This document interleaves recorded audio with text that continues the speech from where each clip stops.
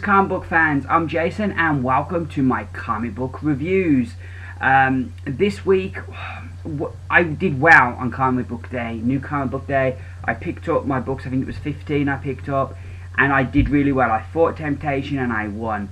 However, since then Temptation has really kicked my ass as I've been a bit naughty and bought a few extra books, as you will see as we do the reviews. The reviews are going to be in usual fashion. I'm going to start off with DC, then we're going to go through the independents, and then we're going to finish up with Marvel. So let's kick this bad boy off with our weekly books. And first up is Batman Eternal, issue number 31. This I really liked. I think Ray Fawkes over the last few issues has done a really good job with this Arkham stuff, and this issue we get all the fallout from the Arkham stuff. We get to see the survivors and what's happening to them, and we kind of get to see Alfred get back on his feet as well and do this unusual team up, as you can see there from the cover, of Alfred teaming up with Bane. We also get some cool stuff with Batman, and really by the end of the issue it feels like, yeah, Hush has had the upper hand, but now Batman's rising up once again, so that was really good. This issue we get, I think for 2 issues in a row, we get the same artist.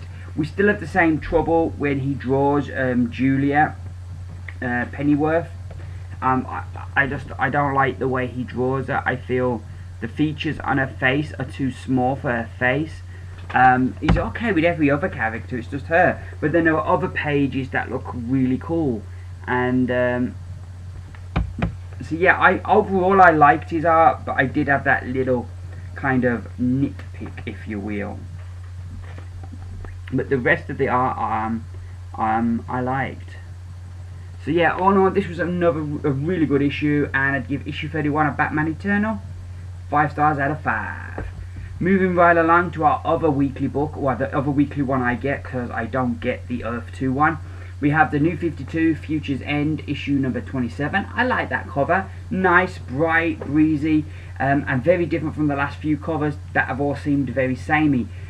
This issue I enjoyed, but I didn't feel was as strong as this book has been for about the last month.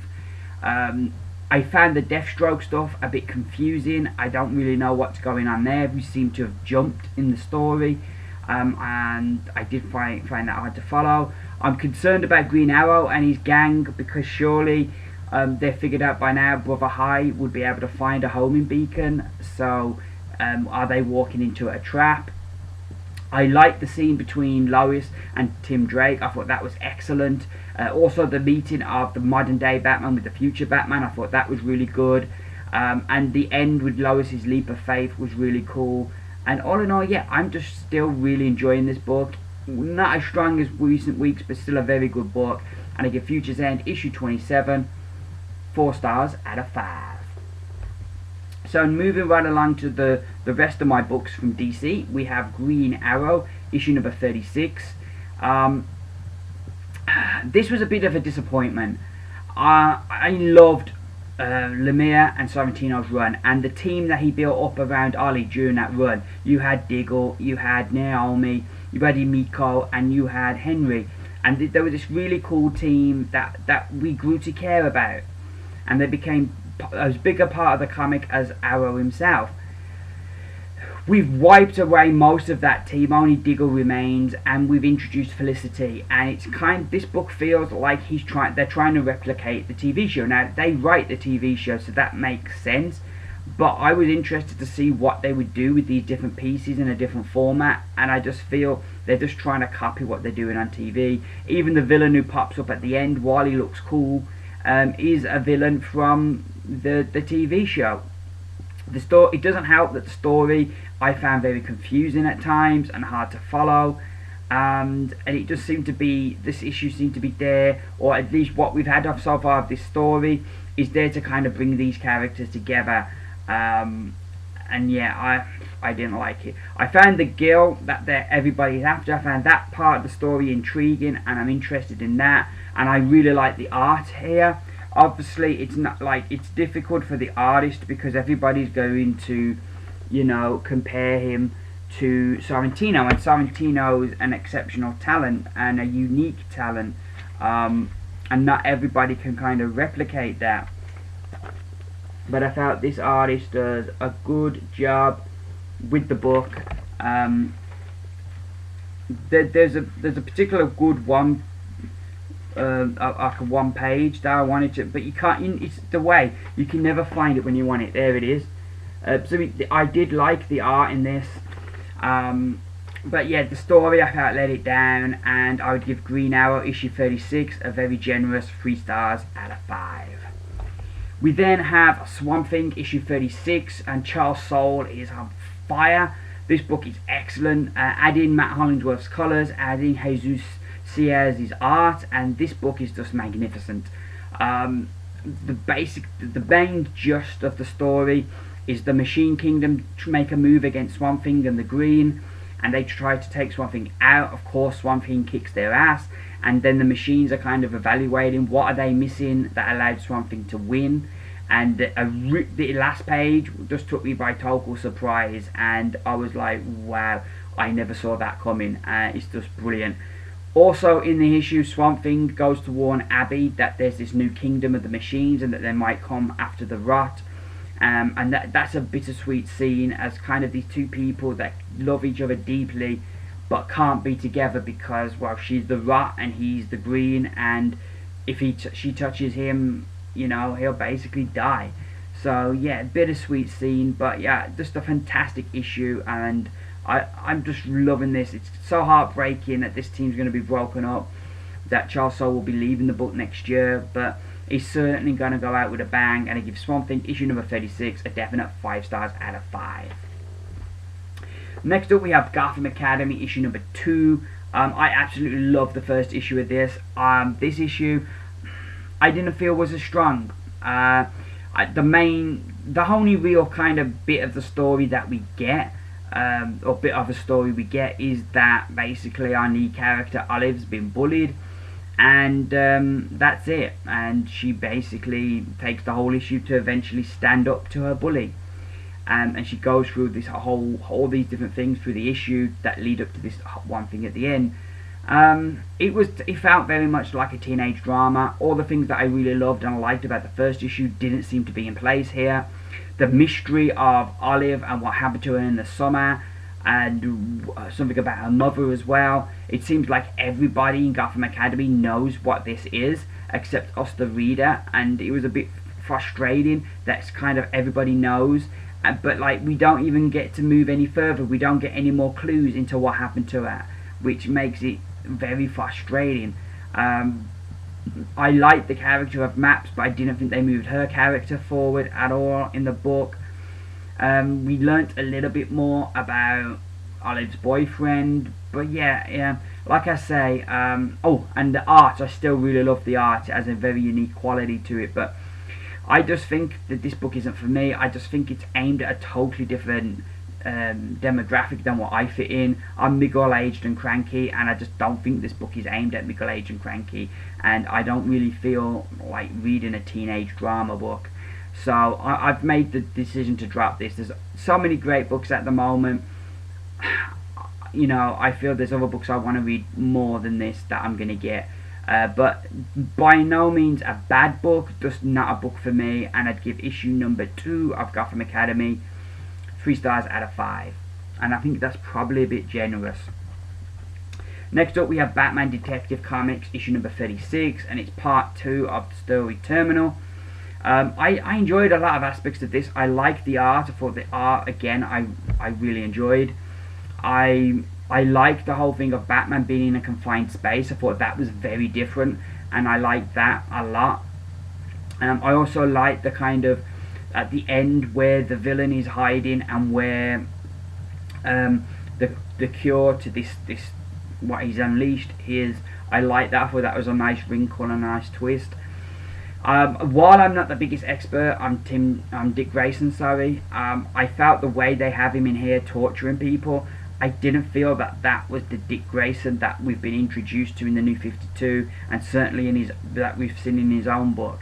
It didn't feel like the same character, and I had a bit of time reconciling that, and that did hurt the story for me. And also, while there were some good ideas, I don't think everything was executed as great as it could have been. But all in all, though, I still enjoyed this story and this issue, and I'd give Batman Detective Comics issue number 36 4 stars out of 5. So those are my DC books done and dusted. Moving on now to our independents, and we're kicking off with Image. And first, a book that came out a month ago. It is Birthright, issue number 1. I went back and got this. My comic book shop still had issue 1, so I thought I'd try it out. Bloody glad I did. I really enjoyed this. The story kicks off, a dad out with his kid. His mum's setting up a birthday surprise, so he's playing ball with the kid to keep the kid distracted. The kid chases the ball into the forest. The dad goes in after him, can't find the kid. The kid is missing. There's a search starts. Over the course of a year, they still can't find him. The dad gets took in for questioning as they kind of start thinking that the dad killed the kid. The dad and the mom split up, and he turns to drink, and basically their whole lives are ruined, and everybody's still blaming the dad for killing the kid.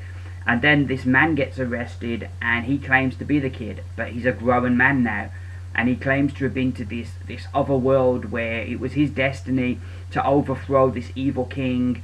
And now that he's done that, he's allowed to return home, and that there's people that have escaped this world to Earth that he needs to capture and put down. But first he wanted to see his family, and they're like, this guy's nuts. They think he's done something to the kid, that he's killed the kid. But all the tests they're doing on this guy are coming back that this guy is our missing child, Mikey. It was just brilliant. And then the last page, just the twist we get on the last page, it's one of those pages where you're like, yeah, you've got me. You know, I'm on board this book now. That's me done. I'm here. I'm on it. It was brilliant. I just really enjoyed it. The whole stuff with the missing kid and the family really grounded the book. So when you get to the more supernatural elements later, it makes it more palatable and makes it work more and feel more real, because you've had this real drama at the beginning that's just grounded the book brilliantly. The art works really well. I really like the whole thing, how we're getting flashbacks, kind of similar to the TV show Arrow, how we get flashbacks to Ollie on the island, and we're kind of getting flashbacks to what life was like for Mikey in this other world. I really like the art and the colours in this, and in the back we get this little map that Mikey was supposed to have drawn, showing us this world where he went to. But yeah, all in all, this is just a really great book. Can't recommend it enough. Really enjoyed it. They used to call Marvel the House of Ideas, and I think probably nowadays, I think that terminology must go to Image. The amount of different books and different genres that they put out. And okay, Marvel to an extent are handicapped because superheroes is what bring them in their money, so that's what they do the majority of their books about. And with the way they're part of a big corporate company now, they're going to look at the books and they're going to say, oh, Avengers sells well, so let's do 20 more of them. Somebody could come to them and say, we've got a great idea for a book, and they're like, no, we'll do 20 Avengers books instead because we know they'll sell. So it's a totally different, I think, process now at Marvel to Image, which I think is a company that's run with a lot of different sensibilities, and their books are such bargains. This issue is a thicker issue, no adverts, a real bargain, and really great first issue. And I give Birthright issue number 1 a definite 5 stars out of 5. So yeah, I picked that up. I also picked up, and I'm glad I did, I picked up issue 2 that came out this week. Of Birthright. This builds on the first issue as Brennan, the brother, he goes in to speak with the fully now adult Mikey to kind of see if this guy is Mikey or if he's just some nutter. We learn more about his early days on this other world, on this other land where he's there to overthrow the king, and his early days there. And we also get to see what he can do today. Once again, the art here is brilliant. The story and the dialogue is brilliant, and I think the jumping backwards and forth works really well. And we end it with kind of 2 cliffhangers, one in the present, one in the past. And I'm really excited and curious to where this book's going to go. And I give Birthright issue number 2 another 5 stars out of 5. So moving right along to another Image book now, another #1 that came out this week. It is Tooth and Claw, issue #1. This has got like 48 pages, no adverts, a real bargain. The basic gist of the story: we are in this other world that is like where they have magic, and we have animals here, but they're animals with like kind of human bodies, but they're like animals. And we have a class system, and we have these ones who do the magic, and they are like the upper class, and then you have the people who provide food and everything, and work to create food and materials and that, and they're kind of very much a lower class. And in this world, magic is running out, and this group of wizards come up with a plan of a way that at the beginning of time, when magic was introduced to this world, there was a great champion, and nobody knew what this great champion looked like, what animal he was. But they've got this plan that they're going to go back, and they're going to bring the great champion into the present day to help repair magic and bring magic back, make magic strong in the world again. Of course, everything goes pear-shaped, and it doesn't turn out like everybody hoped, and by the end, yeah, things are in pretty bad shape. It was a really good book. There are like some really sad moments in this book, and you would never thought you would cry, or be sad for an animal losing its parents and stuff. But there's some really great art in here, and some really great writing that really get you emotionally. I love the story as well, and the whole social class system just really adds another layer to this world and makes this world seem more real. And yeah, I just really love this book. It was a real joy to read, and I'm definitely on board. And the story, it's so long, so you go through so many different stages of the story, and I just really enjoyed it. And I'd give Tooth and Claw, issue #1, a definite 5 stars out of 5.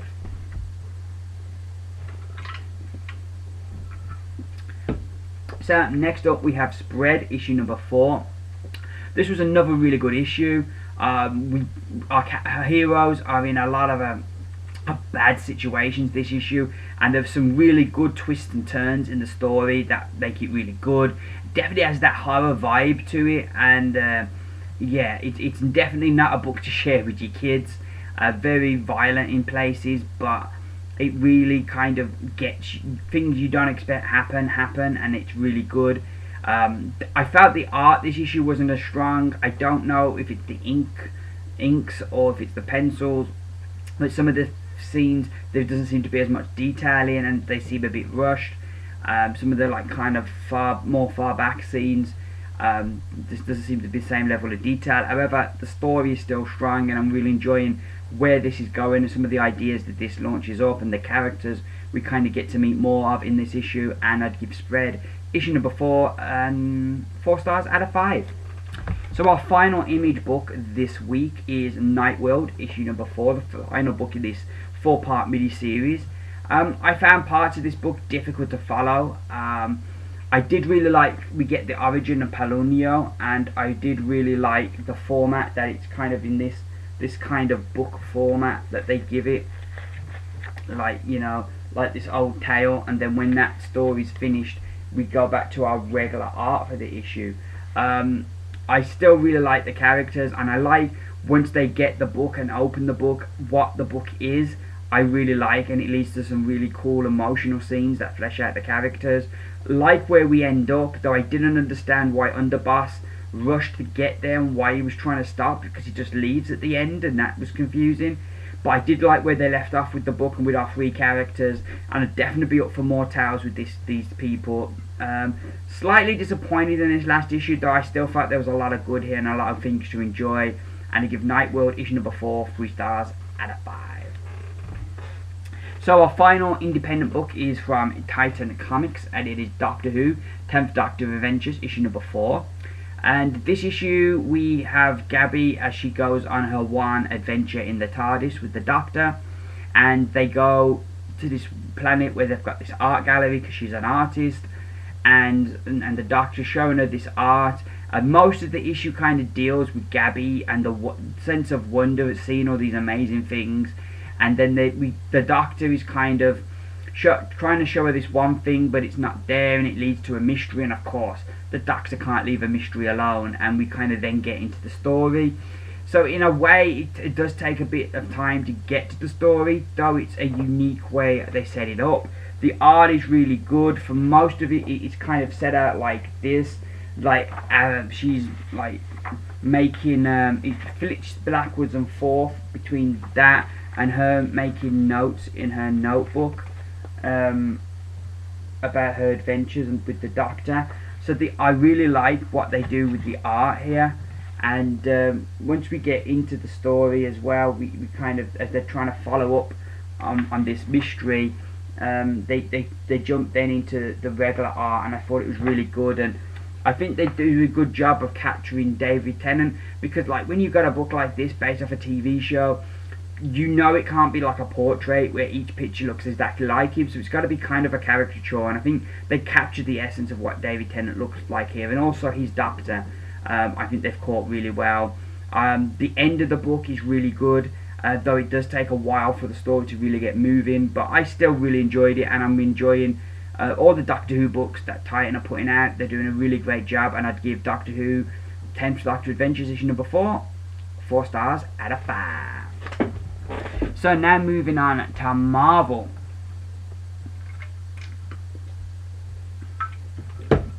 And first up, we have Access issue number 4, the big book of the week. Where should I start? I felt some of the surprises in the book, or the big reveals, were spoiled by the cover, because 2 of the big surprises are right there on the cover, so they aren't a surprise when they happen. The fact that they've been inverted, though it hasn't been explained fully, you're gathering it's something to do with the spell. With Doctor Doom doing the spell with Scarlet Witch, that things have been reversed. That's what you gather. At least it's making more sense why the last issue ended like it did, and that makes a lot more sense why nobody was willing to compromise, because they're not their normal selves. The problem is, we've seen so much lately with the Crime Syndicate over at DC, and even in the Avengers book, and even in Guardians of the Galaxy, we had evil Avengers. So it feels like something that's been done a lot lately, so it doesn't feel like a fresh idea.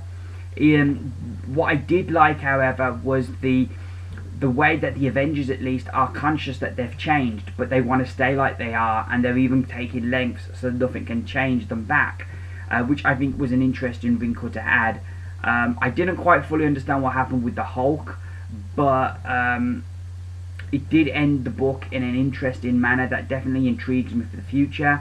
On the Comic Vine on their website, sorry, the review for this book, somebody in the comments put forward an interesting hypothesis that maybe the characters are still under the spell of the Red Skull. Maybe he still has control of them, and he's only made them think that they've beaten him, which I think is a very interesting hypothesis, and it's definitely one I could see actually coming to fruition. But this issue, I still enjoyed it. I thought there was still some good stuff in here. I particularly liked the scene with Carnage being the hero. I thought that was really good. And it was you know, seeing the X-Men all together, all the mutants together again, I really liked that as well. I thought that was really cool. But it just doesn't feel that fresh an idea to have everybody kind of be evil, because we've kind of seen that a lot lately. However, I still, like I say, enjoyed it, and the end definitely intrigued me for next issue, and I give it Access issue number 4. No, issue number 5. So, yeah, no, issue number 4. Sorry, issue number 4. 4 stars out of 5. So, which I think I'm gonna, for once, I'm gonna change that. I think I'm gonna give it 3 out of 5. I think, you know, I don't think there was enough good to justify giving it that higher mark. So yeah, I'm gonna give it 3 out of 5. Sorry about that. Next up, we have all new XFactor issue number 16, which continues the Axis crossover as the Sentinels are trying to get back what the thing they call the football, but it's actually this thing that has the codes that can launch all the nuclear missiles, and the Sentinels want it back from XFactor, who are keeping it because they know the president is going to fire the missiles at Russia, and they don't want to start like World War III.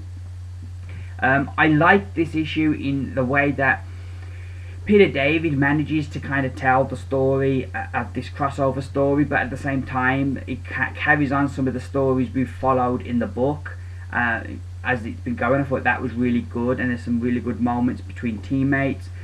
Danger really kicks ass, which is really cool, and yeah, I actually ended up really enjoying this. Even though you could look at it and say there's not a lot of substance, when you actually look a bit deeper, there is.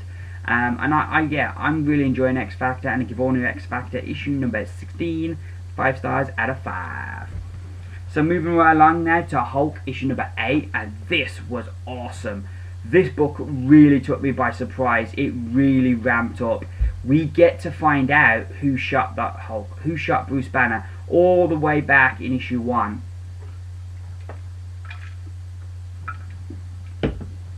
And boy, I didn't see this one coming. And the way they do it, it all makes real total sense, and it is brilliant. I wasn't too keen on the whole Doc Green thing, but I really loving this crusade of him going against all these gamma-powered people and kind of curing them. I'm finding that really interesting, and I'm liking that the book's got a proper direction. And also we got a little bit that there's something else going on, that there's not just a cure in these needles, we're getting, so that there's something else that Doc Green is doing as well. But yeah, I really enjoyed this issue. It was a blast, and the art as well I thought was really good. I just really enjoyed this. Some fantastic twists and turns, and plus we get to see Red Hulk and Hulk throw down, so that's always good. I'd give Hulk issue number 8 5 stars out of 5. Really enjoyed this. Next up we have Rocket Raccoon issue number 5. This book was genius. Basically, for some reason, Rocket and Groot are babysitting these kids and telling them stories around a campfire. And Rocket doesn't want to tell no more stories, but Groot insists that he tells a story about the map. So Rocket says, no, you tell it. So we get Groot telling this story about a map. Genius, because Groot's only got 3 words. So through the whole story, all we getting is I am Groot, I am Groot. And we have the pictures, and they're illustrating this story, and we've just got all the way through it, I am Groot. It is just genius, the way that they manage it. It's just all the way through it, it's just I am Groot. Look, like even when we have like a place location there, it's got I am Groot. Yeah, it was just genius, and the art just really does a great job at telling the story, so you can still follow the story. And there's a really nice hook at the end of the story. It is a one and done story. It's a fill-in. You don't need to buy it. It's not essential to anything, but it's just a really fun book, and I just got a real kick of all the way through it. Groot just telling this story, but he's only got 3 words, so all through the book it's just I am Groot, then I am Groot. You know, brilliant, genius issue, and I give it 5 out of 5. I really enjoyed that. Thought it was really great. We then move on to Legendary Starlord issue number 5. This book returns to form this issue. I really enjoyed this. We get a little bit of a glimpse of something that's going to be bigger next year, which I didn't expect to happen, so that was really cool. Basically, there's this guy, Knives, who is after... Is it Knives? I forgot the guy's first part. Mr. Knife, sorry. Mr. Knife, who is after Starlord, and he put a bounty on his head. And Starlord kind of wants to find out more about him, and he's kind of talking to this dude in a pub, well, a space pub, and they're having a few drinks, and he's telling him about Mr. Knives' Slaughter Squad, and they're his like top group that go out and steal all the things that he wants stealed, or take out people. And you know, we get some interesting twists at the end of the story which are really cool. There's one cool thing that's sort of set up early on in the story that comes back at the end, which is really great. The art all the way through is really good, and the story that's been recanted, and the way we jump back between the story and between Starlord and this guy that he's talking to in the pub, all the way through really good, and it all ties up really great at the end. I really enjoyed this. This book really surprised me this month. I was disappointed with it last month. Didn't really know what this issue was going to be about, but I thought they brought the book back round, and this was really good. And I give Legendary Starlord issue number 5 a definite 5 stars out of 5. A really good issue of the book. So our penultimate book this week is one of the big releases of the week. It is Amazing Spider-Man issue number 9, and it is SpiderVerse Part 1. And this was brilliant. It was $4.99, but it was just a fantastic book, and would be my pick of the week. I really enjoyed it. It kicks off the old Spider-Verse story. The imagination of all the different spiders we get in this is brilliant. We get, like, for example, one who in his reality, they live on the moon, so he's the Spider Moon Man. And in his reality, everybody lives on the moon and the earth is, like, in the sky. Brilliant. There's so many creative things they come up with in this book, and they really set the story going. We've got a backup, which usually is one of my, like, pet peeves. When they have a $4.99 book and they give you a backup, I want, like, more of the main story.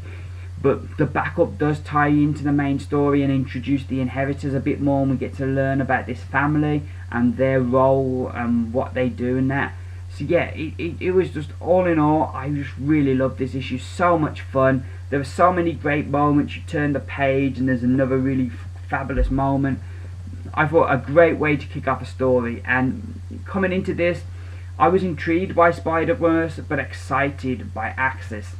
And I've kind of reversed my role now. I've gone through my own reversal spell, in that I'm now excited by Spider-Verse, but intrigued by Axis. So yeah, but this was fantastic. It has the makings of a classic Spider event, because it's off to a banging start. Really love this, and it's my pick of the week. We then have, because I enjoyed that so much, I wasn't going to buy this, but I went back and got it. It is SpiderVerse TeamUp, issue number 1. It's a 3-part mini, and it just gives you kind of short stories, chronicling some of our people. So in our first story there, we have Old Spider-Man, we have Spider-Man from Earth 94, and we have Spider-Ham.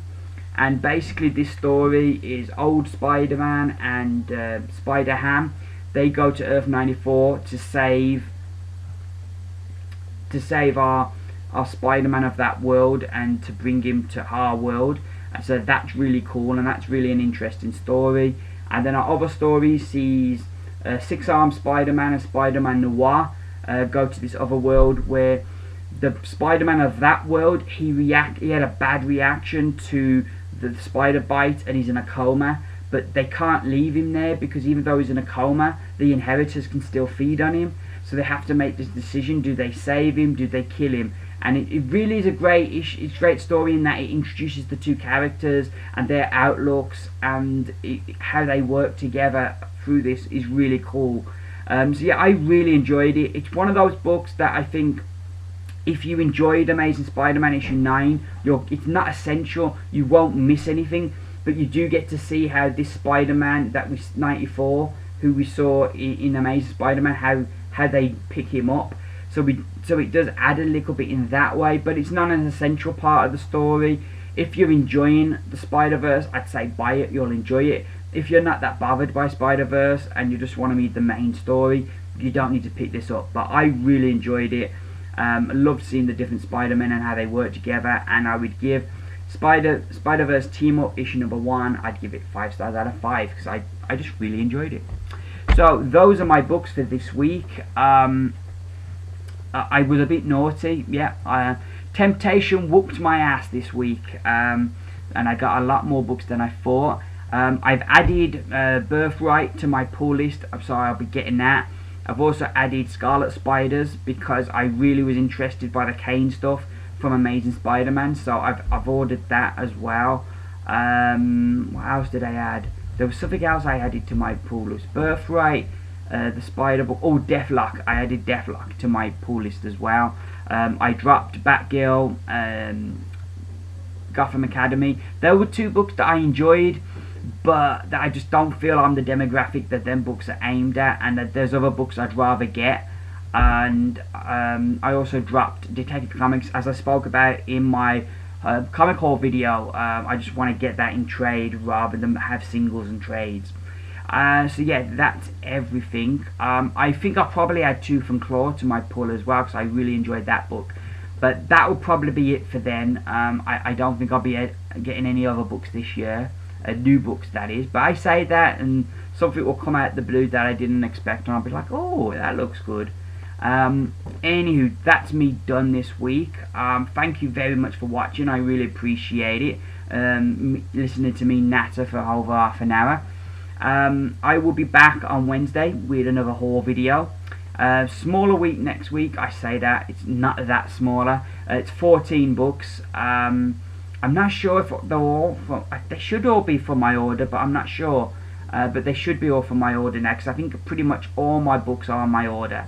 So we'll see. I don't think there's anything new coming out next week that's going to tempt me.